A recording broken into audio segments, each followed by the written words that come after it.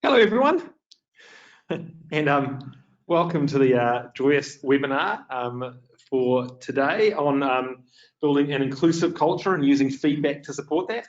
Nice to have you all along today. I see quite a few attendees, in fact, across New Zealand and Australia, so welcome to everyone. Hey, so Joyous, for those of you that don't know, has the purpose of making life better for working people. That's what we want to do. In fact, I personally believe that if you work in human resources, that's the biggest goal. That's the goal that we all want to kind of work on. And so how do we achieve that at Joyous, or how do we contribute to that? Well, at Joyous, our objective is to help everyone feel comfortable giving and receiving feedback, and that feedback should start some action. So we're going to talk about that today, talk about how you build an inclusive culture using feedback. So the biggest thing that's different about Joyous, and the biggest kind of philosophical difference that we have, with I guess the huge market of different tools which are available to survey people and so on, is that we don't believe in surveys at all. We believe that you should be trying to drive conversations with your team and trying to kind of codify those conversations and make sure that conversations form a natural kind of cadence within your business and people talk about the important topics. And so, Joyous is very different than lots of other things. It's built around this idea of having open weekly chats, or typically weekly chats. It's not a matter of asking questions. There's conversation starters that stimulate people to think about different topics, and those topics can be discussed. Now, the important word in there is the word open, and this is really something that we have been, I guess, super focused on from day one at Joyous, is this idea that feedback should be open. That if you're trying to build a transparent organisation, that you should make sure that you start with feedback. That you allow appreciation to flow around freely. That you get issues that need addressing to surface very quickly, and that's what we mean by kind of transparent. And doing that in an open situation works so well. In fact, what we do know is that the core goal really is one of psychological safety. I mentioned right at the start that you're trying to make people feel comfortable giving feedback as well as receiving feedback, and to create psychological safety, well, that's about making people feel safe with feedback. And I can tell you right now that the kind of old world of anonymous surveys and so on, really, every time you send an anonymous survey, it just reinforces this idea that feedback is somehow unsafe. So we're very much about this idea of open feedback. We'll talk a lot more about what that means in a moment.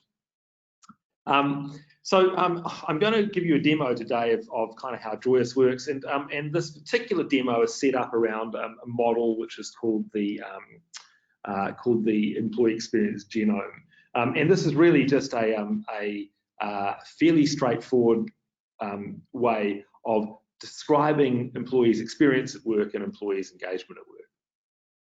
And so you can see along the left-hand side, there's a number of different realms: culture and environment, well-being, fairness and inclusion, which are elements of employees' experience of their workplace, plus engagement, which I guess is, in most models, is the kind of outcome of those experiences, how committed people are to the organisation. And within each of those realms, they're broken down into sub-realms, and you can kind of see the sort of sub-realms they're broken down into.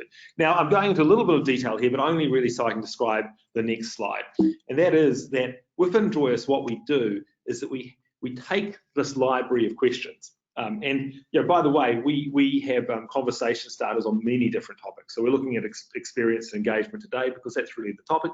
But safety, culture, specific stuff related to the pandemic, etc., etc. We stimulate conversations on all of those different topics. But the idea here is that we take a question, each week from one of those realms, and they're done on a rotation, ensuring that we kind of get balanced insight. So we're sending out frequent requests for information, and then the model in the background is going out there, and it is, I guess, summarising that information and then giving you some insights, which we'll see in a moment.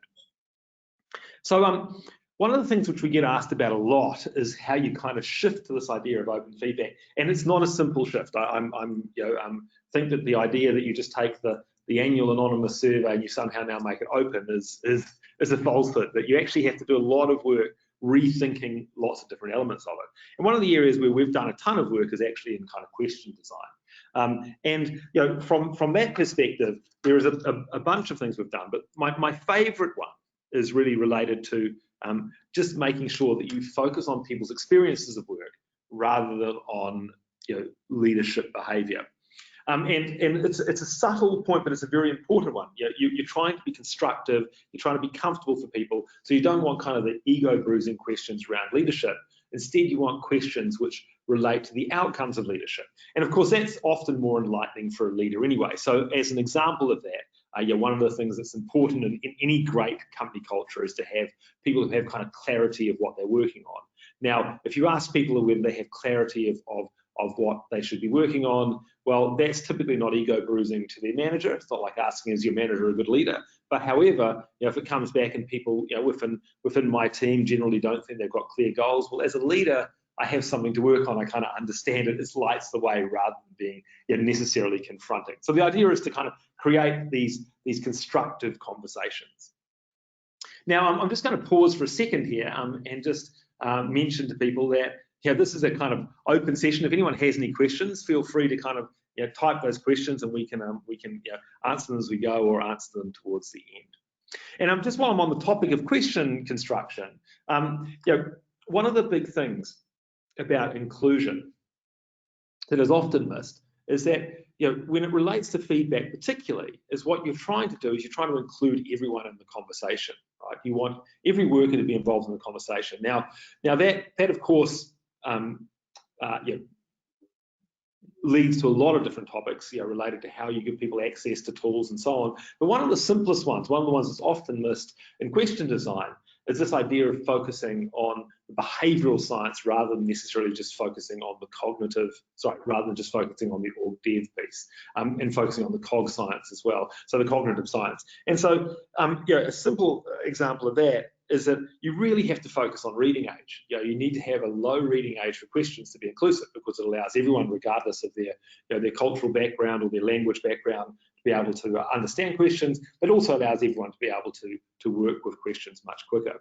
Now, you'll often find in the kind of traditional models, from years ago, people would very much focus on very, very precise language designed to work well with an organizational dev model or an org psychology model.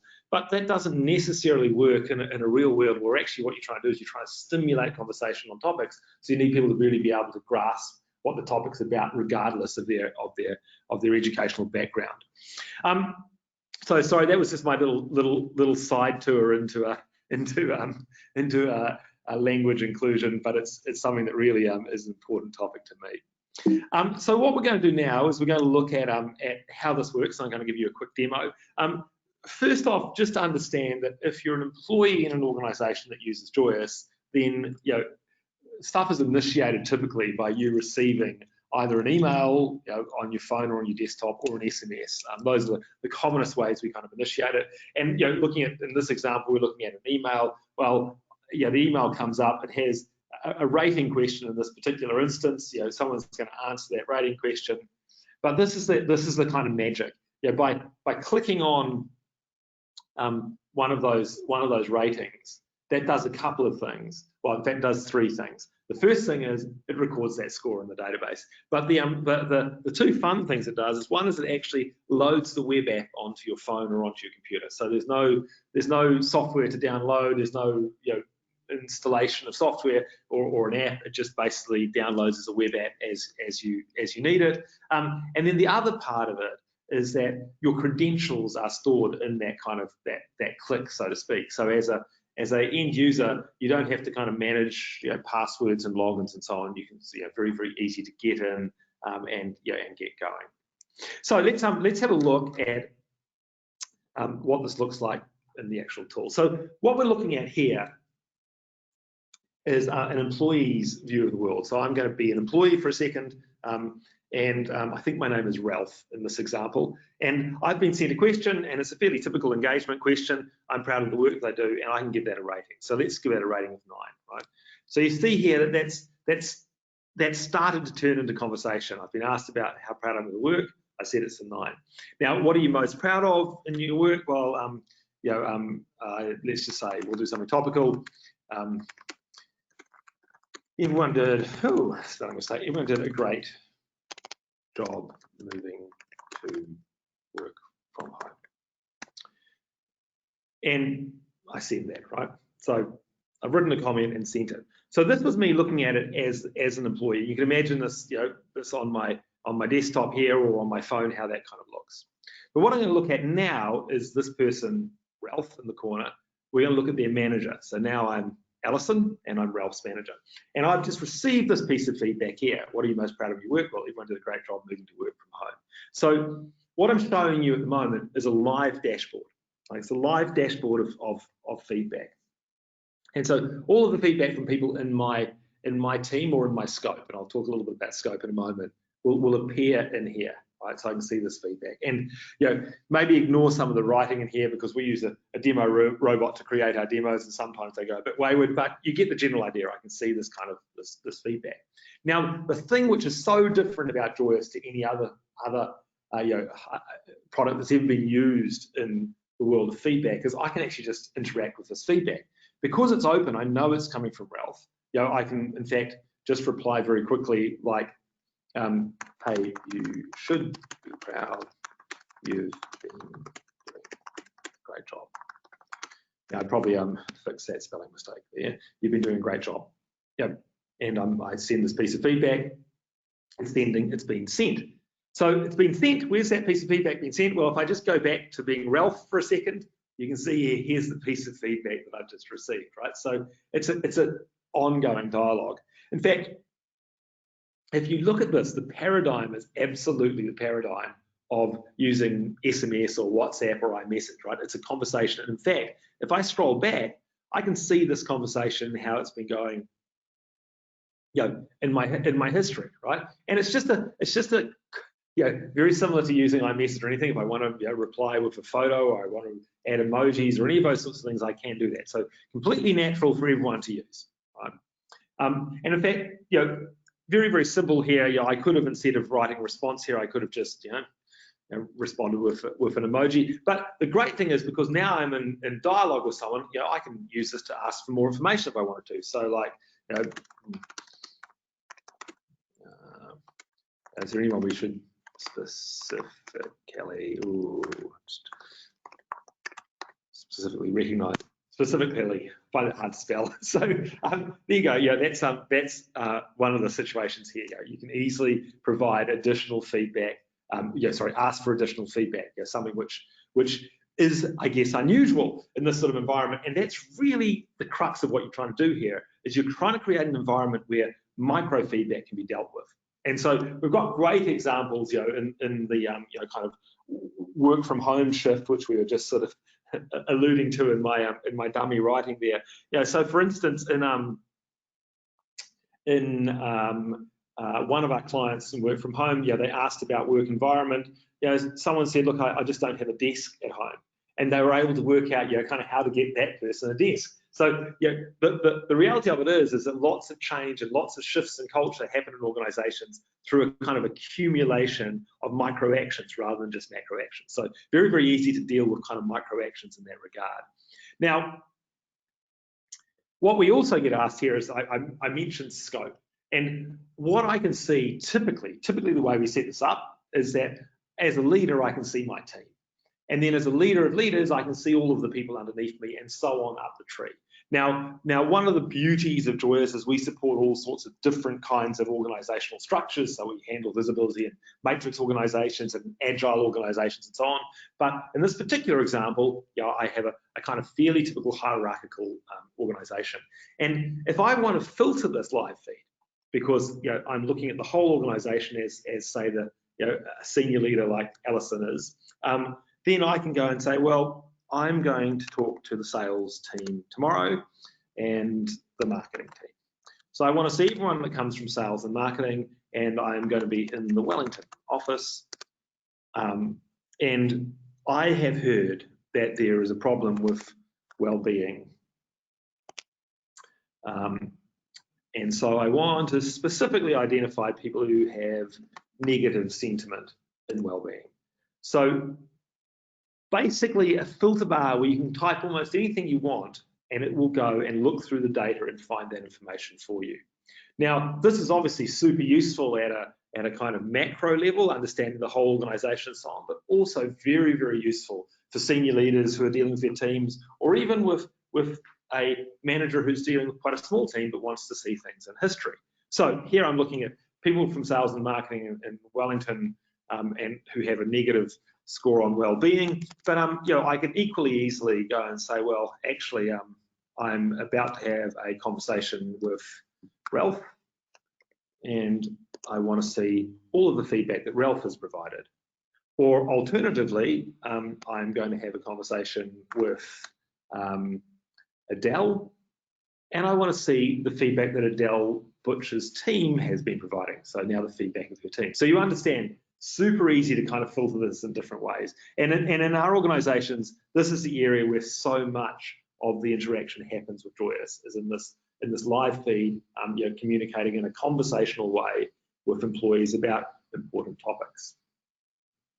So if we stopped just there, you know, we would have a kind of revolutionary approach to you know, feedback. But there is another part of this which I need to show you, right? Which is that we also provide insights. Now, I mentioned earlier on the model, right, that I was using for this demo. That, you know, we were basically had a model where we were looking at these topics of culture and environment, fairness and inclusion, and well-being, which really are topics of employee experience and engagement as well. And so we can see here for the organisation that Alison has, we can see the scores in those different areas. And this is really designed so it can be distributed throughout the organisation. Even if you're a team leader with 6 people in their team, then you can easily understand how this stuff works and what you're seeing. And so if you look at this here, well, there's a score in culture and environment of 7.8, but the bit which is kind of very crisp is that culture and environment is basically a spectrum from having a limiting culture on one side to having an empowering culture on the other side.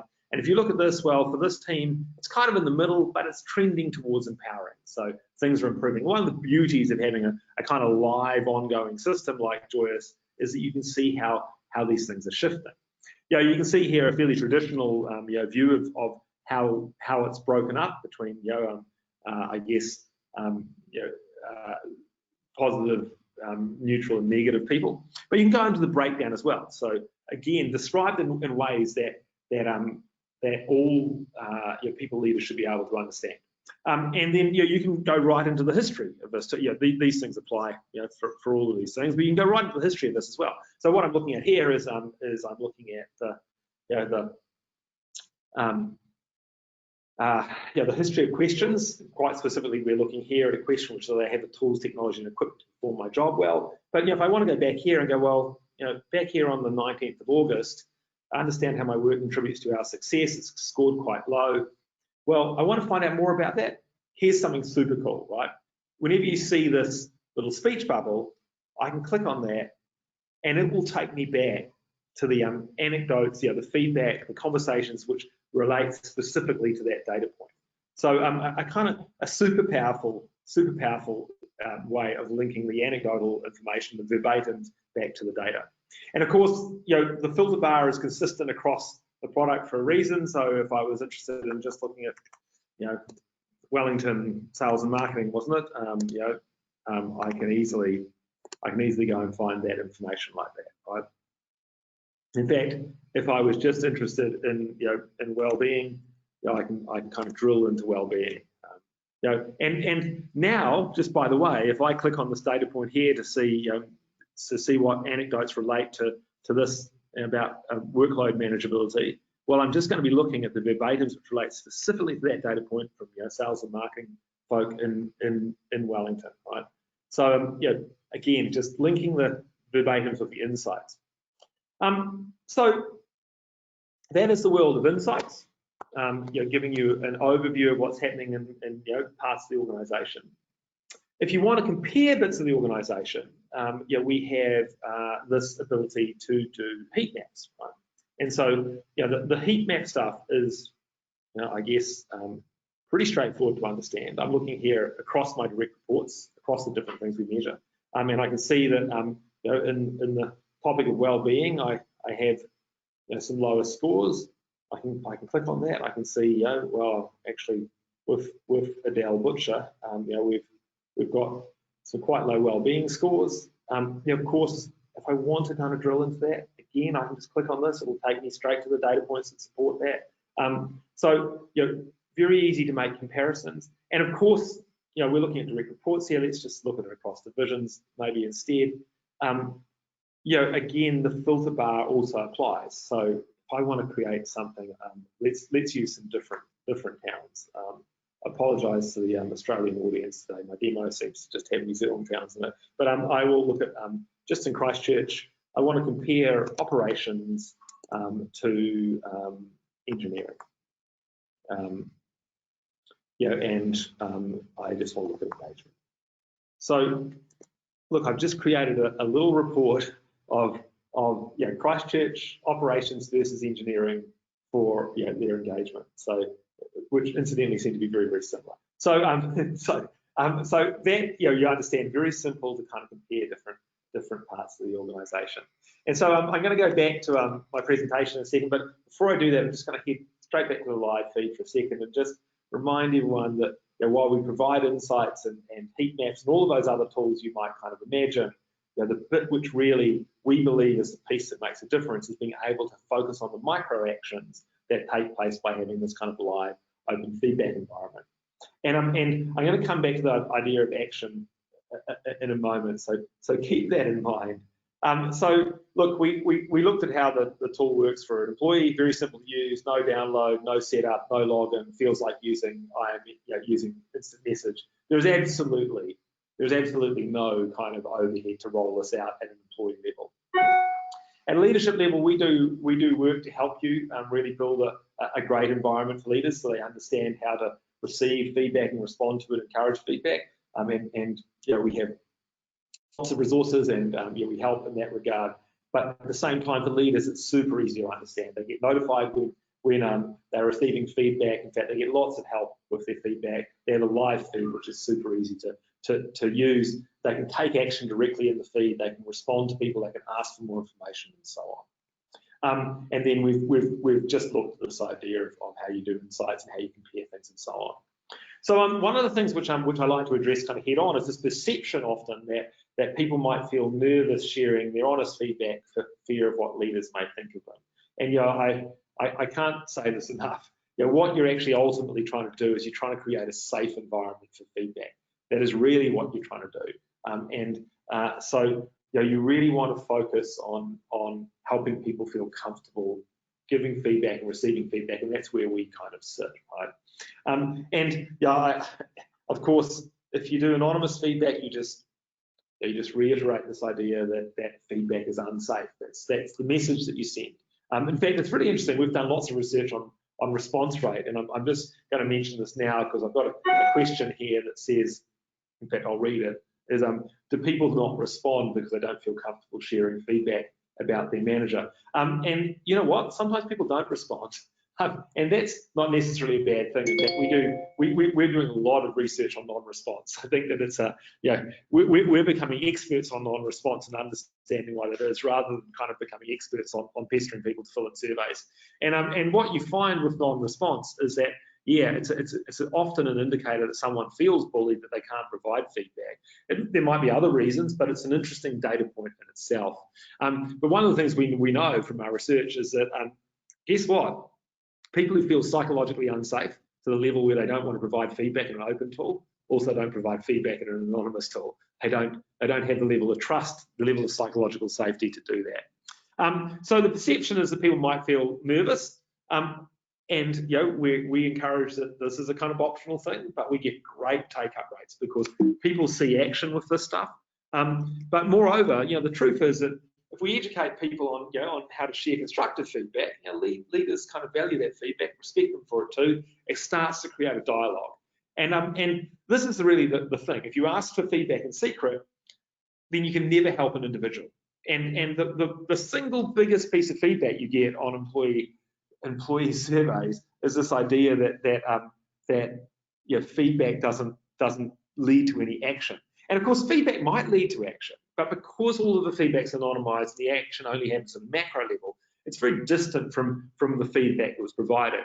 And we think that feedback is most effective when it creates both micro actions and macro actions, so you can kind of work in both realms. Every piece of feedback is an opportunity for some kind of interaction.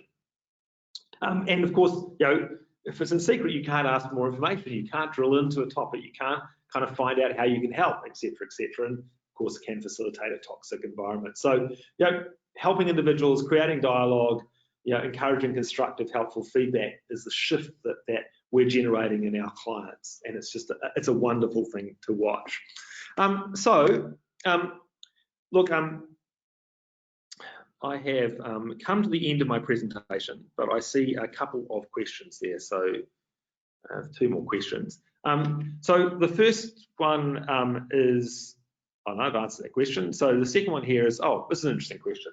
Okay, so what kind of reporting do you provide? So I think that we have a couple of different ways of reporting. So what we encourage is that people utilize the tool itself to report. That they go into the insights, they look at the heat maps, they kind of explore their way around the data, should I say.